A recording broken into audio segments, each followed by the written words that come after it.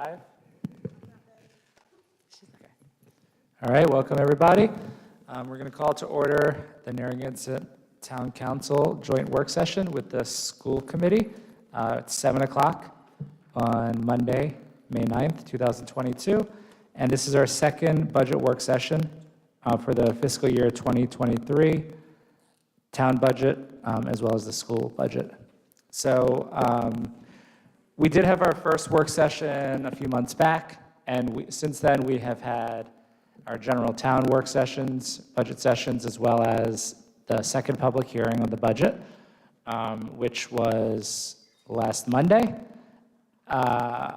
It's always an option to have two school committee budget work sessions, so we're taking advantage of that this year. And we want to, I think, go over a few details that I think need a little bit more discussion tonight. So I'm going to hand it over to Peter, and then we'll have a chance for everyone to ask questions and make sure we're all clear on everything. And if any school committee members want to speak about anything, you're always welcome to do that. So Peter? All right, thanks, Jesse. So, I appreciate all members of the council being here tonight, and I do understand that at the last, at several of the budget workshops, the school budget did come up, and there were some remaining questions that needed to be clarified. So I thought we would take this opportunity to clarify some of the things I do know about, and then answer any questions that you have on any other items. So my understanding is one of the major areas of question was around fund balance and how is the fund balance being used. So in the materials that we set out for the meeting, we did outline that, but I'll just go over that with you really quickly. So the beginning undesignated fund balance for this year is $4,966,442. And per the town council resolution that encourages the school committee on how it would be fiscally sound to use the fund balance, we have applied roughly 3% of the overall budget to capital projects, and we do that every year. So that's 1.1 million of that almost $5 million fund balance is going to capital projects. Then again, per the resolution from the town council, 730,000 of it is being reserved for unanticipated emergencies. If you will recall, when we spoke in December, I outlined for you cuts in state aid and that the impending cuts in state aid due to the funding formula. And Narragansett was due to be cut $880,000. Those cuts did not happen this year because the legislature stepped in and did a hold harmless to all districts due to COVID. And so there was some uncertainty about, first of all, free and reduced lunch funding, and there was some miscounts on that due to everyone in the state being eligible for free and reduced lunch. And second of all, there's been a lot of confusion around students going to homeschooling and coming back to homeschooling due to COVID. So the actual numbers in schools is really very much in flux. For those two reasons, the legislature did a hold harmless, and they are studying right now the funding formula. That will go back into effect next year. And so for the budget that we are budgeting for right now, we anticipate that there will be a significant cut to state aid in Narragansett. And so this $880,000 that was at first set aside at the beginning of the budget process to balance the cut to state aid that was coming, and that was at the beginning of the process, the school committee has recommended to hold that for the cuts that are coming the following year. And so if you were to kind of play that out, were that money not to be there, we would have almost a $900,000 hole in our budget a year from now, okay, if that makes any sense. And so the school committee has decided to take that money, set it aside, hold it in abeyance for when those state aid cuts come. Then the rest of the fund balance is being applied to operating. So the other $2,255,987 is all being applied to operating. And so if you were to just turn the page, you will look, this is how the school committee approved budget would be funded. And I'll call your attention down to row 1, 2, 3, 4, where the operating fund balance devoted to operating is $2,255,987. That's a almost $630,000 increase from last year. So we're applying everything that we can from the fund balance to the operating to make sure that we are using all available resources to keep our budget as reasonable as possible. So that's a 38.6% increase in the use of fund balance on operating. So again, when you would compare that to the requested budget increase of the town of 2%, okay, it's really, I think the school committee can show we're using every resource we can to be able to keep that request as low as possible, and at the same time, be sure that we are preparing for this anticipated emergency that is coming. And so it is, again, when you know something is coming and you fail to prepare for it, you're not being fiscally responsible. And so the school committee is trying to be as fiscally responsible as they can be to see an expense that they know will be there and to mitigate against that expense. One of the things that has been adding to our fund balance is that, and this is a good problem to have, we have been getting year over year more students than we anticipate coming to Narragansett at the high school level for CTE. And so we project out, a certain number of students. So for example, we'll say we're going to get in 85 students. For the last 2 years, we've gotten between 15 and 20 students more than we originally project. We've been able to absorb those students, but those students come with tuition dollars. And so we are well within, in our spending, within what we project out. So we're not, for example, over budgeting and then having a large fund balance as a result of that. The fund balance is coming from tuition dollars coming in that were not anticipated. And so we are getting those dollars from our tuition students and holding them. And in this case, they're able to offset the projected cuts to state aid. So if you were to go through, so I'll pause there for a minute and kind of answer any questions that you might have around fund balance. Thanks for that, Peter. Why don't we go around our usual order? So we'll start with Susan. Okay. Good, thanks. Eva? I'm good, thank you. Deb? So I have a couple of questions. I just want to make sure that I understand that the $880,000 is not going to affect the fiscal year '23 budget, right? Correct. Okay. So is there an explanation from the state about why they would reduce, their piece of this by $880,000? It's the funding formula, and so there is a set formula that they use that balances the relative wealth of the community based on property values. Narragansett property values are very high right now. The relative average income of residents, and again, in Narragansett, that's pretty high.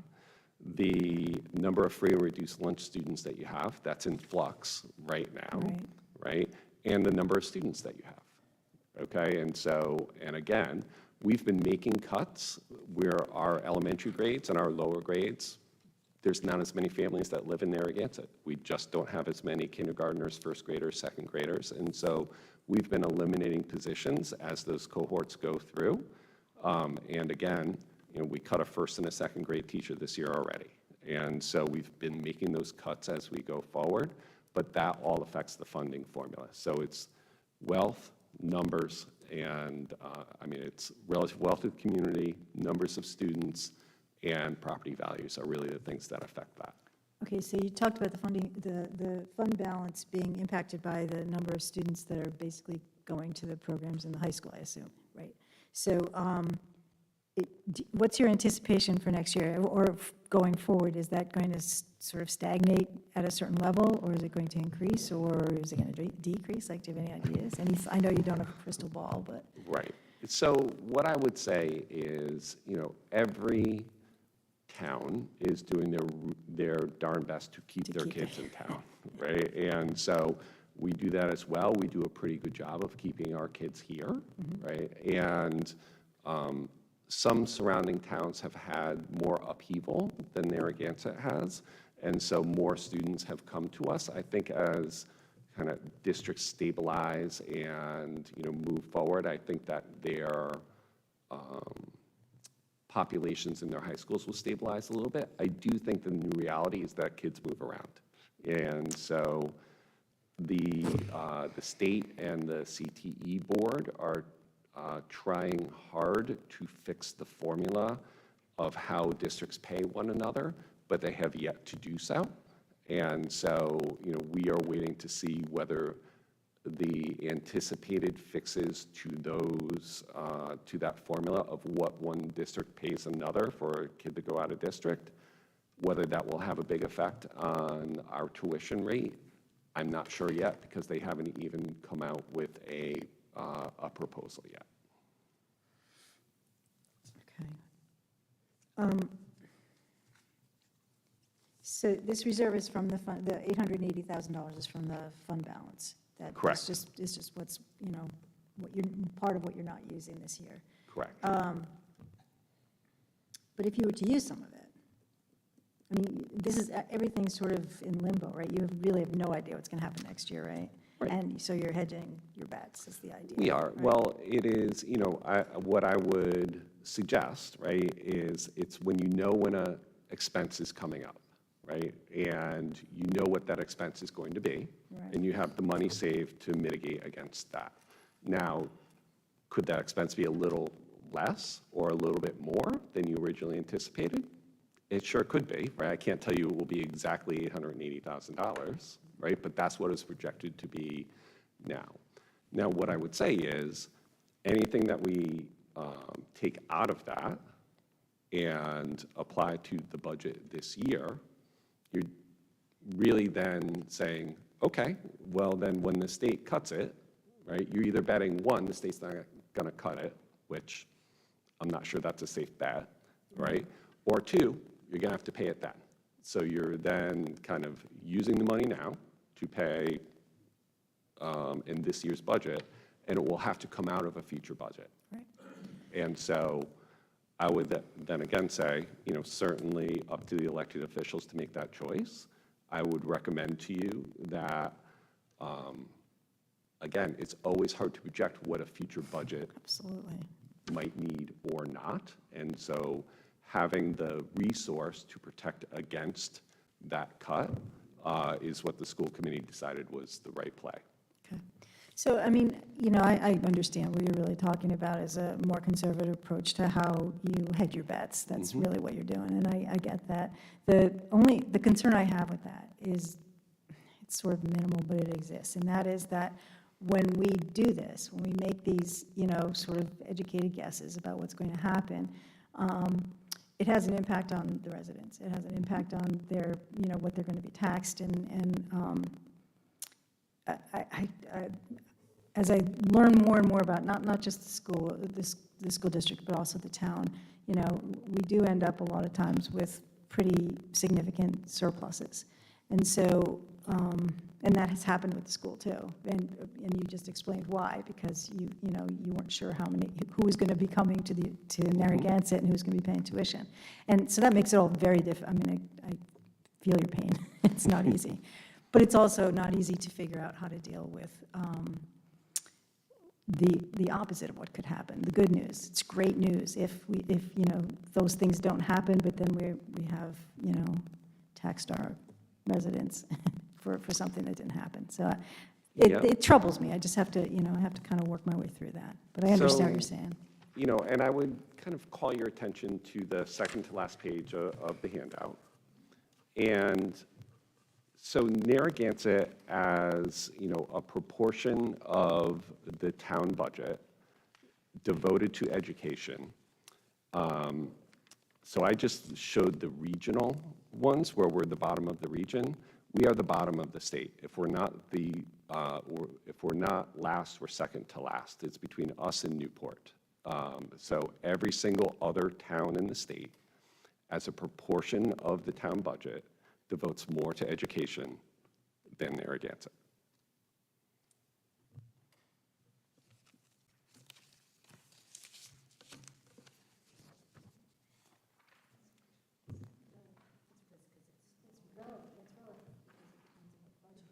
Right.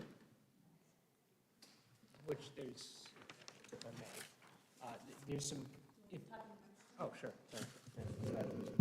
Well, if I may, another thing to keep in mind is like, if you, we're very consistently lower, even if you include the police department and fire department. Because if you, South Kingston, for instance, has their fire department separate out of their budget. And therefore, like even proportionally, it's still kind of holds true that we're very much lower. So even though, when you look at Exeter, it's like 81%, it's because the town doesn't have a fire and police department part of their budget. Even if you include those, because they come out somewhere in the budget. The regional, I think, in Exeter's case. But yeah, so just keep that in mind. And so, again, to go kind of back to the fund balance, we have tried very hard to stay true to the resolution by the town council to use the 3% and the 2%. Because of the uncertainty of the funding formula, this year is a one-time exception, really, of what we're looking at. And there are a couple of ways to also think about that. If the state does not cut our state aid, right, there is more available resource for a year from now, right, to mitigate against that budget. If they do cut it, then we have it so that it's not a burden on taxpayers, as you are saying. RIPEC just came out with a study yesterday, really looking at school funding in Rhode Island and really comparing across how much of each district the funding comes from the town and from property taxes versus coming from other sources. Fully recognize that Narragansett is one of the higher burdens on the town, right? So we're at about 89% of our funding comes from local revenue versus other districts that have less wealth in their district, where get more aid from the state. So we're really conscious that the budget choices really do have an effect on people's day-to-day. And I think we're in many ways saying the same thing, Deb, when we're saying that we want to be cognizant of that and avoid big highs and big lows, right? We're really trying to be steady and thoughtful and make sure that if we need an increase, it's within a reasonable range, right? A big cut to state aid would blow that out of the water. It's more than our emergency budget by a good portion. So I just want, can I add something? So when we had the public hearing, the allocation you asked for was 27.6, and we had a conversation, and I heard some level, I heard different conversations, and my colleague here came up with this great compromise and said, let's do 27.3 and we'll compromise. And I thought, well, that seemed fair at the time. It was 300,000. Tell us why that doesn't work, why we're back in this workshop, and why you need fully funded 27.6. So for a couple of reasons. So one, as we said, we're anticipating a big cut to state aid, right? And so we're trying to mitigate against that and make sure that the district functions properly in the long term versus the short term, right? Two, so were we to do that cut, that'd be about a $300,000 cut for us, right? And so again, these are the school committee's choices, and they haven't voted or determined these. These are merely me going, if you needed to cut $300,000, where could we go? Okay, and so those cuts would come in a couple of places. I'd like to jump in for that part, Pete. Sure. Right. The okay. teachers, the reduction of OPEB and all those. Of all those different Okay. pieces. Now, how could we do that? Well, one, Could we eliminate a grade 3 teacher and survive? Class sizes would be bigger, right? It's not something I really want to do, particularly coming out of COVID. And the school committee has been really focused on making sure that the class sizes are a little bit smaller in the short term coming out of COVID, because kids are really needing a lot of extra help. So we have a lot of kids coming for tutoring, we have a lot of kids doing, other things, but that one-to-one attention right now is really important. And I will say, we are feeling a COVID effect in our scores, in our classrooms. We are really seeing that. And it's both from the disruption of not being in school and also the disruption of students having a lot of loss, right? So we really see that. So while we do long-term, we will long-term need to be reducing staff as we go forward. Keeping those class sizes in between 15 and 20 for elementary is really what we're hoping to do. So those early reading grades are really important, right? But again, any one of these cuts, they're not great, right? And, we certainly, in any one year, right, you can move the pieces around, and you'll take small hits, right? I think the thing that to be really conscious of is when you cut one year, the need doesn't go away, it just gets delayed.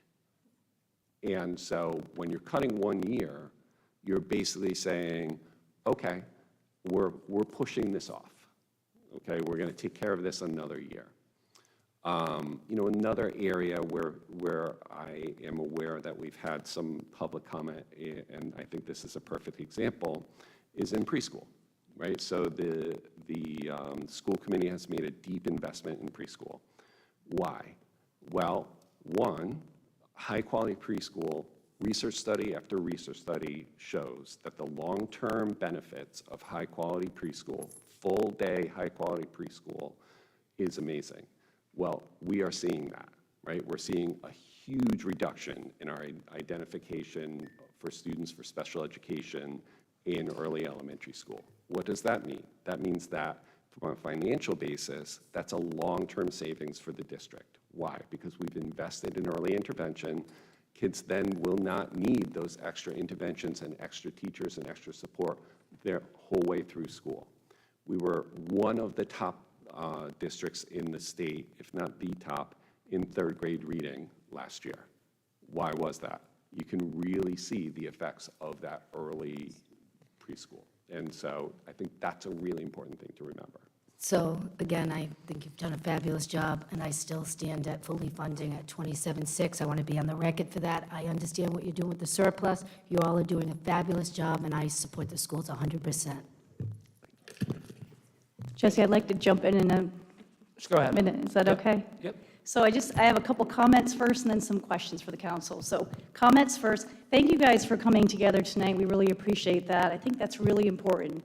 Even from December, when we had our first meeting, that was the message we tried to get across, was that spirit of collaboration, communication, and just trying to have that open dialogue. So at any point during the budget season, if you had any questions, please reach out to Pete. We had our budget presentation. There weren't many questions that came out that night. We passed our budget. And then even in the past couple weeks, I asked Pete if there were any questions that came from the council, and there weren't. You had your meeting Monday night. Pete reached out to the town manager, asked him if he should go. The town manager said, I don't think it's necessary. So Pete decided not to go. We didn't go. And then Pete called me the next day to say, you're calling it the great compromise. That's the great cut. Like, what was on the table was a $300,000 cut to the budget. So, with all due respect, I wouldn't call it a great compromise. It was a big cut. So when you look at, I'm hoping we can leave tonight at least knowing where we stand. And we have a school committee meeting Wednesday night next week. When Diane and I set the agenda, it was right after you guys are moving forward with the $300,000 cut to our budget. So at Wednesday's meeting, we're putting on our agenda to revise our budget that we already adopted if necessary. So it circles to my questions. So my first question is, how did you land at the $300,000 cut? And the second part of that is, it's up to us to decide what we cut, but where do you think we could make some adjustments? So that's what I kind of like to hear from you, because there's lots of different ways we can cut $300,000. We can cut 3 classroom teachers. We already cut a grade 1, a grade 2. We can cut a grade 3. Can't cut at the high school because now we have the tuition dollars coming in. We need to make sure we're staffed. So $300,000, we could cut 3 teachers. We have to notice people by June 1st. So if we're going to cut elementary or middle school teachers, we have to notify them by June 1st. So at our agenda meeting, when Pete told us there's a $300,000 cut moving forward, I asked Pete to come up with a cut list, and we'll talk about that, publicly on Wednesday. And one of them, would be, like you guys know, we share a police officer. So we have a school resource officer at the middle school that is a police officer that works for the town in the summer. That's a nice partnership. I think it's a win-win. I'm 100% supportive of school resource officers in schools, 100%. But, when we have to find $300,000, if we cut our school resource officer, then you're going to have to pick up the funding for that if you want your police officer in the summer, or just, cut that from your budget. We're trying to partner with our OPEB contribution. Our pension contribution is funded appropriately. We're trying to work with the town because we all have the same shared goal, which is a great town, a high bond rating, low taxes. We all have that same shared vision with that. We want to partner with that too. So if we make some reductions in our OPEB, like that doesn't benefit the town toward the shared goal that we have, which is a good bond rating too. When we look at teacher assistant, there's lots of places we could cut. So hoping we end tonight is at least some direction, so Pete knows what to bring forward to us on Wednesday, because level funding is no support for the school. That's a message you don't support the schools. It's fair. Everyone, has got their opinion. But if there is a $300,000 some input, what do you want us to cut? Classroom teachers, school resource officer, teacher assistant, OPEB, and where did you land at the $300,000? So I'll be quiet now. Thanks, Tammy. All right, so do you guys mind if I speak? Oh, yeah, I'm good. Okay.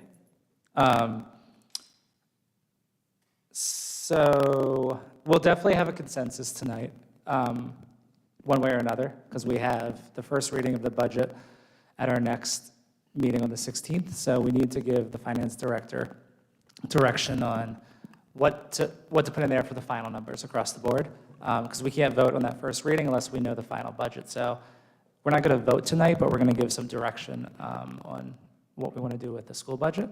So that's the first thing. The second thing is, I just want to kind of explain, I think, the council's reasoning at our last meeting for the decision that we made on the spot there, because I think there's a little bit of a temperature that's kind of gone up, but I want to clear that up because I don't think there needs to be any kind of bad blood when I explain, I think, what happened. And I think there was a little bit of a miscommunication or just confusion generally. So if you watched the last town council meeting, the discussion was about the unassigned fund balance. There was a perception, or I guess a misconception by the council, and I think also the crowd, some of the public speakers, that $4.9 million was not allocated anywhere. It's clear, if you look at this, that it is. But I could tell you, I can't speak for other council members. They could speak if they want to. I didn't know it was allocated to anything. So my understanding, which was incorrect, was that this was this was money sitting there, and for us to fall somewhere in the middle at 27.3 instead of 27.6 million would just mean you transfer $300,000 from that $5 million to cover the gap, which seemed totally reasonable, because if you have $5 million, you could take 300,000 and use it to close out the budget. Now I see that that's not, that this is all appropriated, and that totally changes it for me, because a 2%, and you know, 2 of those allocations are required anyway by resolution, so you don't really have any flexibility there. So the 1.1 million for capital and the 730 for emergencies, you have to do that. So that comes right off the top of the 4.9. The 2.2 that you're allocating towards the operating budget, you can't do anything about that because you have to, that's the operating budget, you have to fund that. And then the only flexible area is the anticipated state cuts. And I get what you're doing with that. I do have a couple of questions about that. I think it's the right thing to do, because you're gonna have to either do it now or do it later, right? It might not be that amount. I do have a question about, so you know that, do you know, like, so you say the projections are 880. Who's telling you that? The state, right. So they're telling you like exactly what they're projecting? That's what it was in December, right? And so we're getting that out a year. Yep. Could be a little bit more, could be a little less, kind Okay. of depending on our free and reduced lunch count, Yep. the number of students in the district. We use that as the only solid number that we had, and so it seemed reasonable to use that number since it was the number that was given to us by the state. Okay, that's great. I just wanted to know if it was like some estimate that somehow you were putting together, or if it was direct from the state. That's, I also want to point out that every year we calculate what the state aid will be in theory. Yep. So, and we get it very accurate, pretty close, because we know the components that go into it.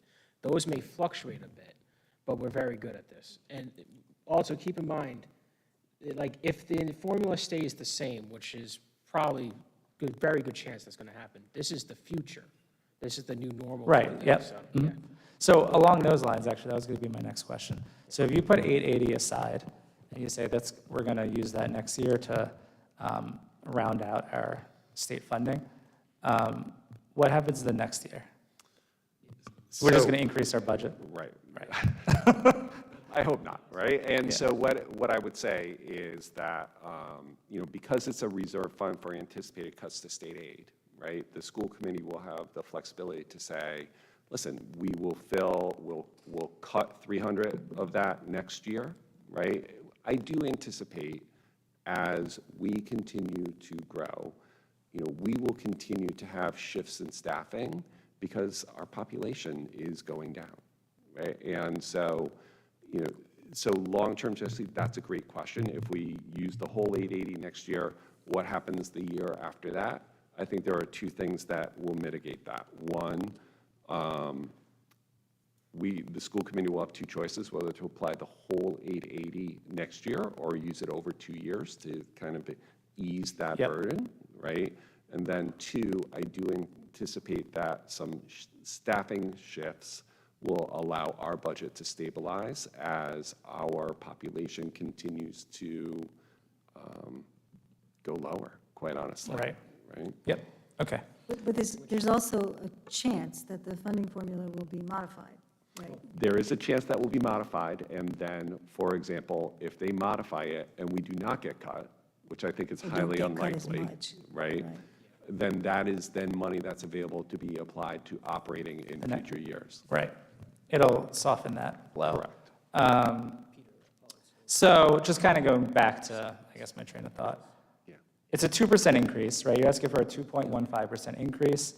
We haven't cut any other departments in town, so I don't see any reason why we would. I'll tell you again, the only reason it's even in conversation right now is because, for me, I thought there was $5 million. So if that didn't happen, I wouldn't be nitpicking about 300,000, because it's a 2.15% increase. So I don't know if anyone else thought that, but that's what I thought, so that was. Yes.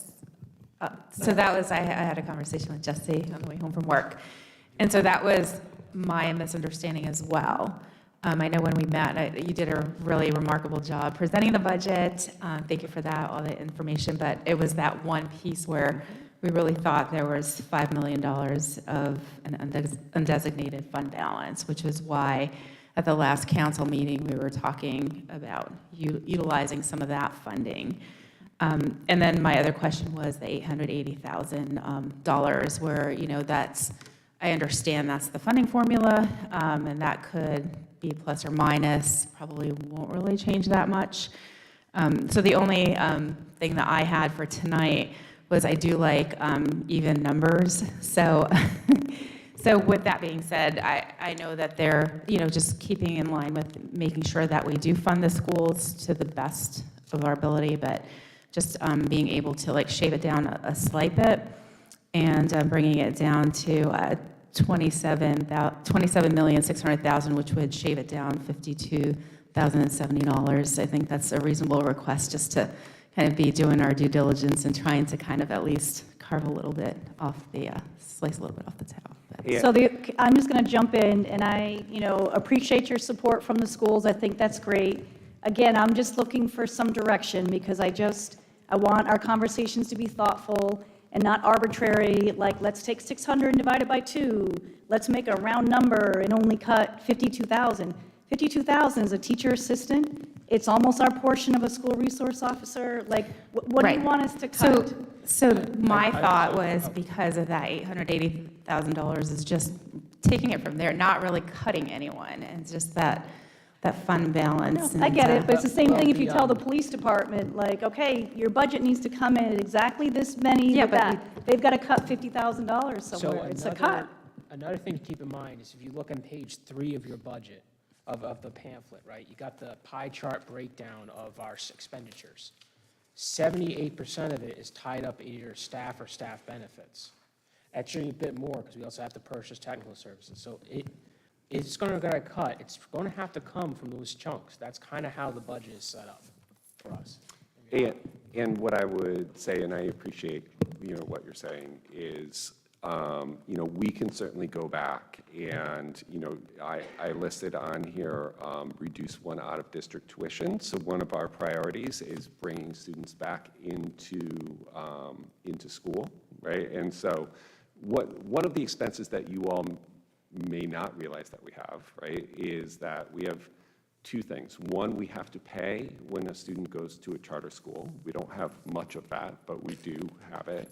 And two, when a student's needs get to a point where we cannot meet their needs within our school, right, we will often send them to a more specialized facility.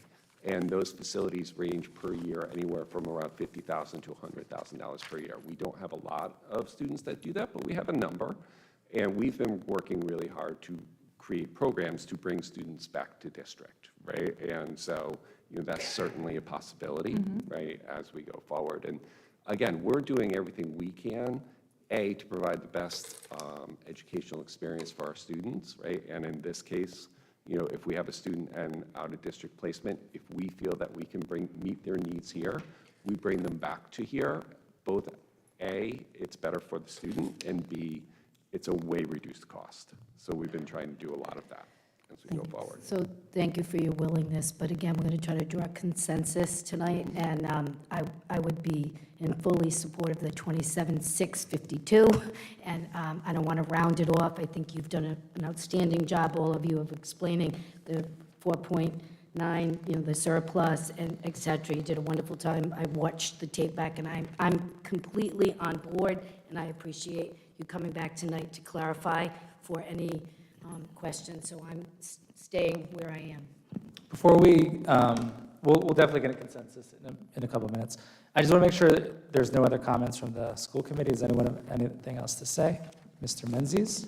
I just want to thank you all for being here tonight, and just remind you all that there really is no greater investment than to that of the schools, and your full support of our budget is very much appreciated. So thank you all for your questions and the conversations.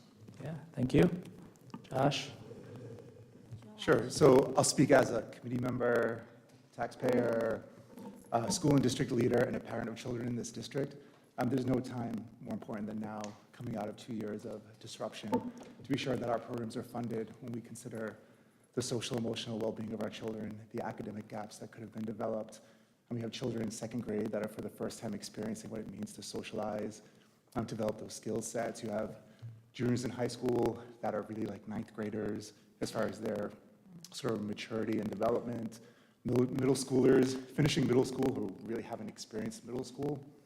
So all of the programming that you expressed here and Tammy spoke so well about, those are things that we can't waver on for a 2% increase. It's really unacceptable to think differently this year, particularly coming out of what we've just experienced. Thanks, Josh. Diane, anything to say? You good? Okay. I think there's just, I'm sorry, I got one more. We came off an unprecedented 2 years with COVID, and we're still kind of paying for that, like, in our budget, because, well, it was expensive. It was not only disruptive, it was also expensive, so. And, you know, we find out a lot of things are a lot tougher with the supply chain zone being disrupted. So that kind of nickel and diming is also reflected in that 2% ask, so. Yep. It's not, yeah, so that's it, thank you. All right, Once thank again, you. Also, thank you for. Jesse, can I make a listening to us. suggestion? Sure. So one of the things that helps me a great deal are the things that you gave us. And maybe, I don't know how many of us will be here next year, but it might be, I would really appreciate it if I could have this kind of information in advance of the first meeting, because it gives me a chance. I mean, you know, the idea of not asking questions, it's hard to ask questions when you're not exactly sure what you're looking at. And I think it, absolutely for me, I don't know if it's true for everybody else, but it really helps a great deal when I have documentation in front of me that I've had a chance to explore and understand and ask my questions even in advance. That's really useful to me. So just a suggestion for next year. Happy to But do I that. appreciate everything that you have done. And, you know, certainly you did explain things, but then I have to, I'm getting old, you know, I have to work through it. So that would be really, and I hope other people have the same, you know, the same desire. It's not just because I'm getting old, but. No, Yeah, I no, think that's a very good point, because it's been a learning experience for us, too, that we come and be able to explain it at that first meeting or at the official presentation, so good suggestion, and I was going to make the same one. Yeah, definitely. Jesse, could I interrupt just for 1 minute? Go ahead, Jim. I was speaking to Christine about it, and it's actually in the budget as it stands now, based on the discussions of the council, at 2%, not 2.15, just to let you know. It's a little bit lower than what's posted on the school one, but 2% is what is in there right now. And- Before the 300,000. Before, right, so the 26.65, 27,652,000. That is a 2% increase, not 2.15? No, what's here, Jesse, is what the school committee approved. And so that is slightly larger than what the town manager is saying. But again, town manager and I have spoken, that's, you know, an adjustment that we can make. And so, again, but I wanted to represent what the school committee approved going forward. Right. If the town manager has 2.0 flat in there, you know, that's certainly Correct. something That's the one that's represented to the council. that we can kind of make some adjustments with internally in order to account for that. Okay. Do we know what that dollar amount equates to? Like our approved budget? And- It's like, Ballpark, yeah. $27,610,788. yeah. Okay, Want me to say it again? Well, I was hoping someone could do the math for me and just let me know what's the it's differential? 42,000 different. It's 42,000, Okay. right? You said 610, right? Yes. Yep. So, just so we're all clear, because obviously we need to make sure we are. Jim, what you have in the budget is 42,000 less than the request from the school committee. And that's what we've been working with, what you have in the budget. That's what the council's been working with, and Peter and I did have some discussions about this before, about the slight difference. And that is acceptable? It is. So we can often, for example, we had a couple of unanticipated retirements from when we first designed the budget. And so that can often be made up within our salary scale, for example, where, you know, a teacher at a higher step will retire, and then we will hire a teacher who is lower in experience. And so, Right. you know, we What can make that up. schools are those retirements, or is it across? the board? There's a lot of retirements, yeah, Really? across. And so Across the for three us, schools? yeah, we have retirements in all three buildings. Oh. Right, so that's close to what you were saying. Okay, so why don't we just get a consensus? We can finish this out. We'll give Chris the direction for the latest version of the budget for our first reading. So we'll just go around and see what everyone wants to do. So we will start with Susan. We already know. Right, fully fund what's in the current budget, right? The town manager's budget, okay? Eva? What I had suggested prior, which was a smaller increase comparable to what the town budget is, so it's a difference of $10,000. And if that can be accomplished with not taking away staff and, like I'm sure there's a way to do it. I've done budgets before. You can be pretty creative with the way you do it so it doesn't affect cutting staff. So that's kind of where I stand. Obviously, I want the school to be funded, and you do a great job. We're lucky to have you, Dr. Cummings. I always think that. I always say that to everyone. So thank you for all your efforts. Thank you to the school committee, and thank you to everyone, Narragansett school system. Thank you. And it is, again, between the school committee approved budget, what the town has in theirs, I think it's pretty close to what everyone is wanting. And so, again, 2 is a round number. And so, so that is, certainly something that we can make work and is already in the town budget. All right, Deb? 2 is a round number, and I can work with that. Thank you. Good, all right. Yeah, so same for me. I think I tried to be clear a little bit earlier. 2% is lower than a lot of other departments. And I just want to say it again. I don't think the school department needs to be singled out as, spending too much money. I think this really does stem from kind of a just misunderstanding of that unassigned fund balance. And like Josh said, after COVID, I think everyone who has kids in school understands how important it is to have them in person and in a quality environment. So that's what we want to keep doing. So we'll get that adjusted, and we'll do the full budget of what's currently in there under the town manager's budget, if that made sense. 2%. All right, cool. All right, we're not going to adjourn because we don't need to, but thank you all for coming out on